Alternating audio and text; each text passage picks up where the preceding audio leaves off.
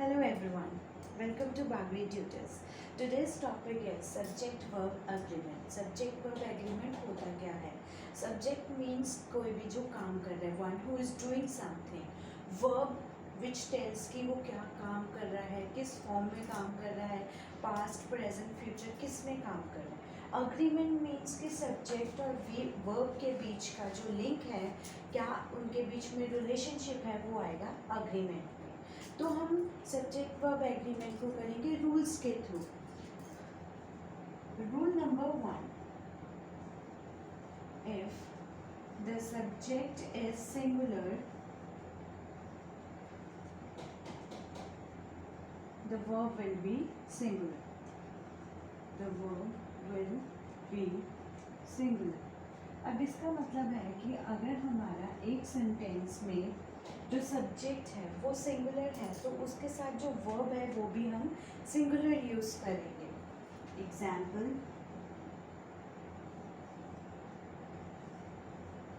Ram wins the match. कि राम ने match जीत गया, तो यहाँ पर विंस लगा. मेन वर्ब के साथ जब एस और एस ऐड की तो वो बन गया सिंगुलर वर्ब. ये हमने सेंटेंस फॉर्मेशन में कर रखा है. Now, Ram is a singular subject. Adding s or es with the main verbs, it becomes singular. It becomes singular verb. Main verb के साथ जब हम s और es ऐड करते तो वो singular verb बन जाती है. So this is what rule number 1 says. अगर subject singular है तो उसके साथ का verb भी singular use होगा. और इसी के ही रिलेटेड है हमारे पास rule number 2. If the subject is plural, the verb will be plural. अब हमने पीछे पढ़ा कि अगर सब्जेक्ट सिंगुलर है तो वर्ब सिंगुलर आएगा. अब हम पढ़ रहे हैं कि अगर सब्जेक्ट हमारा प्लूरल है तो वर्ब भी प्लूरल यूज होगा. जैसे राम था, एक पर्सन था, हमने विंस लगाया. इसी का ही हम लिख सकते थे Ram is a smart boy. अब यहाँ पर अकेले राम का यूज हुआ, ये भी सिंगुलर सब्जेक्ट है. इधर भी राम है, बट इधर मैंने इज यूज किया, so this is the helping verb. यहाँ पर मैंने विंस यूज किया, this is the main verb. Helping verb में हमने सिंगुलर वर्ब यूज की इज. यहाँ पर मैं वॉज भी लिख सकती हूँ कि राम अच्छा लड़का था, एक स्मार्ट बॉय था. अब सब्जेक्ट प्लूरल है तो वर्ब भी प्लूरल आएगा. अब इसमें मैंने यूज किया they. They win the match. उन सब ने मैच जीता. तो विन क्या है? Main verb alone. Main verb जब एलोन होती है तो वो प्लूरल वर्ब आती है. दे क्या है? पहले राम ने अकेले ने मैच जीता. यहाँ पर दे राम के साथ और भी बॉयज आते, तो दे क्या बन गया हमारा? Plural subject. तो हमें अब पता चलता है कि प्लूरल सब्जेक्ट के साथ प्लूरल वर्ब आएगी और सिंगुलर सब्जेक्ट के साथ सिंगुलर वर्ब आएगी.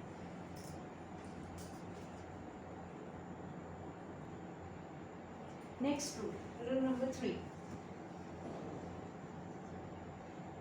अब हमने पिछले रूल्स में किया कि अगर सब्जेक्ट सिंगुलर है तो सिंगुलर वर्ब आएगी, अगर सब्जेक्ट प्लूरल है तो प्लूरल वर्ब आएगी.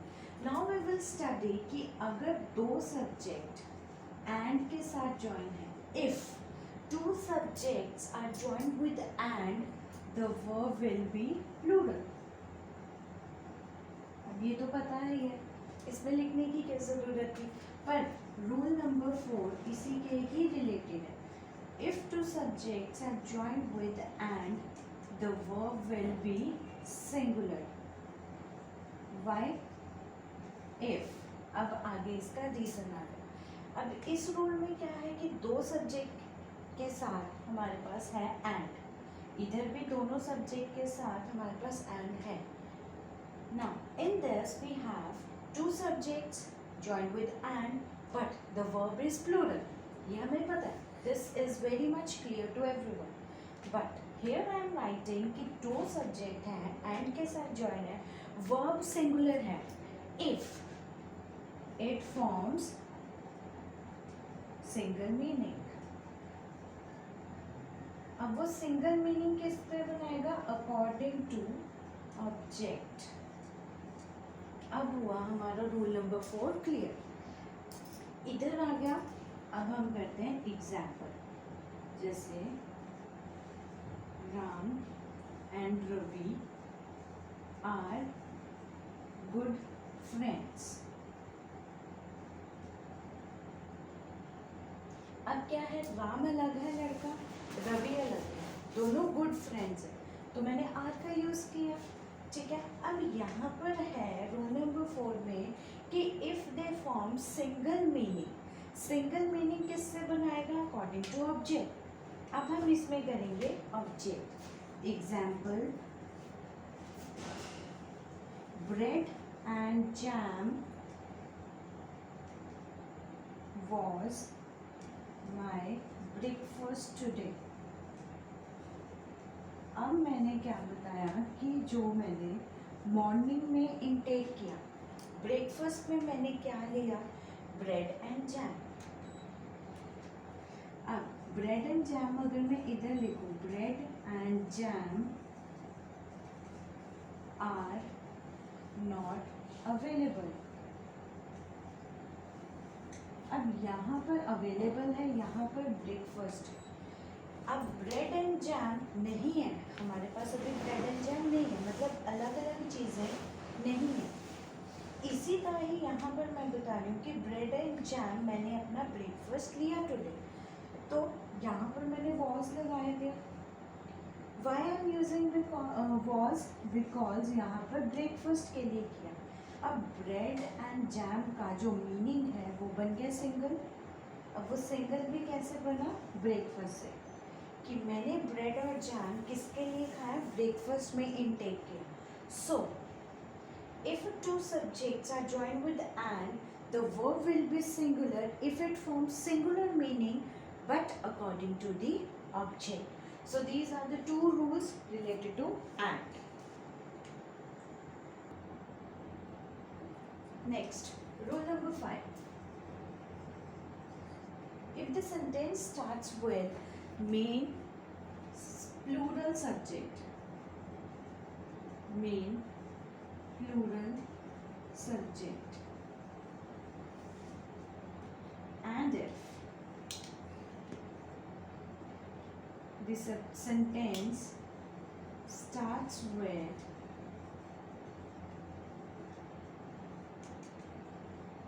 main singular subject. Now we have rule number 1 and that's. Main plural subject है तो वर्ब भी क्या आएगी? प्लूरल। मेन सिंगुलर सब्जेक्ट है तो वर्ब भी आएगी अब यहाँ पर सिंगुलर। ओके, अब मेन प्लूरल सब्जेक्ट कौन से है? दे नहीं हुआ, वी नहीं हुआ। यहाँ पर सिंगुलर सब्जेक्ट में ही, शी, इट और कोई भी नेम की बात नहीं कर रहे।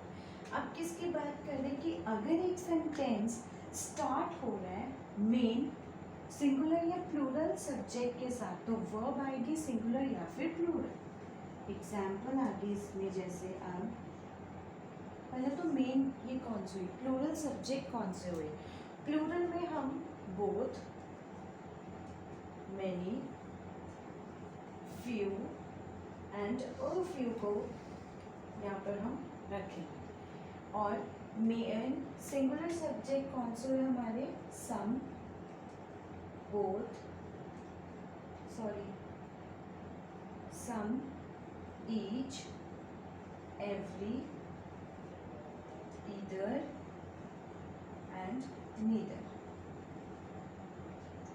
अब ये आ गया हमारे पास main singular subject, some, each, every, either and neither. And plural में आगे बोथ, मैनी, फ्यू और फ्यू। अब हम जब लिखेंगे बोथ आर बेस्ट फ्रेंड, अब यहाँ पर आर यूज हुआ है क्योंकि we are talking about both and both means the two personalities. Here I will use either. Either means कोई भी एक. Either is good. कि इनमें से एक है जो वो गुड है. तो either मतलब one. ओके. अब मैंने वहाँ पर neither भी लिखा है. neither का मतलब होता है जीरो. कोई भी. neither is good. कोई भी गुड नहीं है. तो neither means one, either means one. So main subject क्या आ गया यहाँ पर प्लूरल फॉर्म में बोथ, मैनी, फ्यू और few. And main singular subject कौन से आ गई? Each, either, neither, either and some.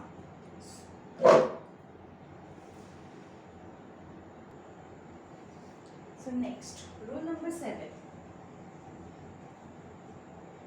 If a sentence is formed with the subject plural or singular, the verb will come according to them. What if we add of in them? क्या हो अगर हम उसमें of लगा दें?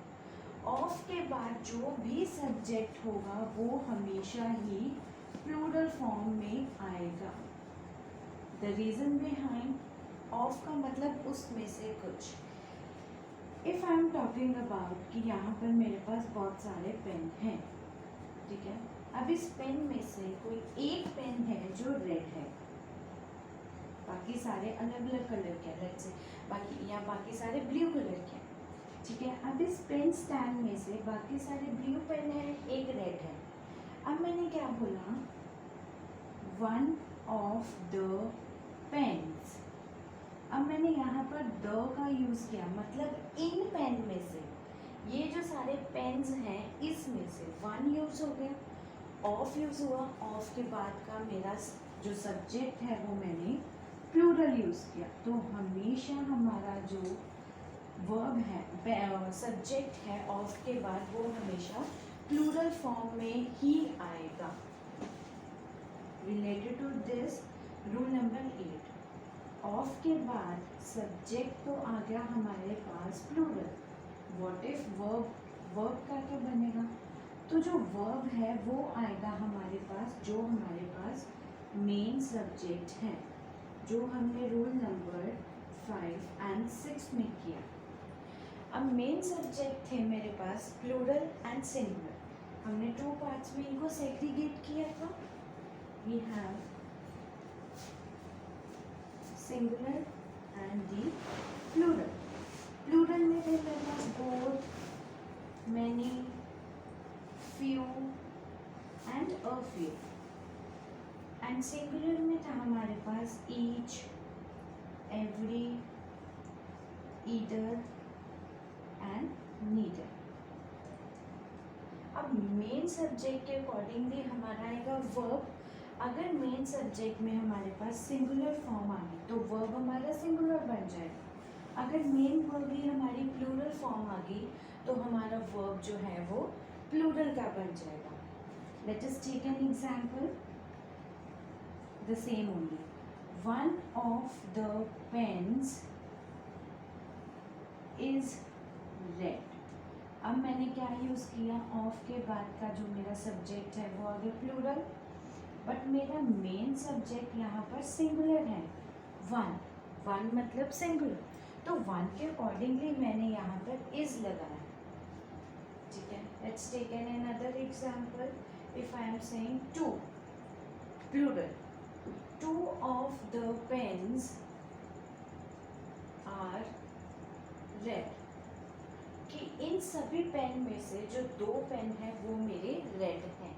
तो to के लिए वर्ब आ गया आर, एंड ऑफ के बाद का सब्जेक्ट हमेशा ही प्लूरल आएगा. तो यहाँ पर हमने यूज़ कर लिया pens. Example, both of them are absent. वो दोनों ही एब्सेंट हैं.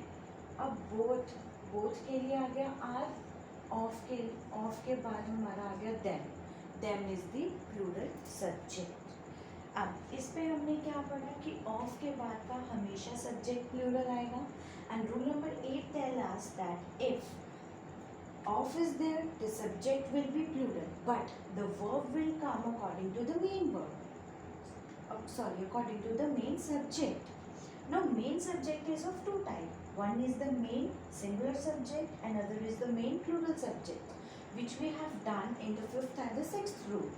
So now, the singular subject, main subject will be each, either, neither, either.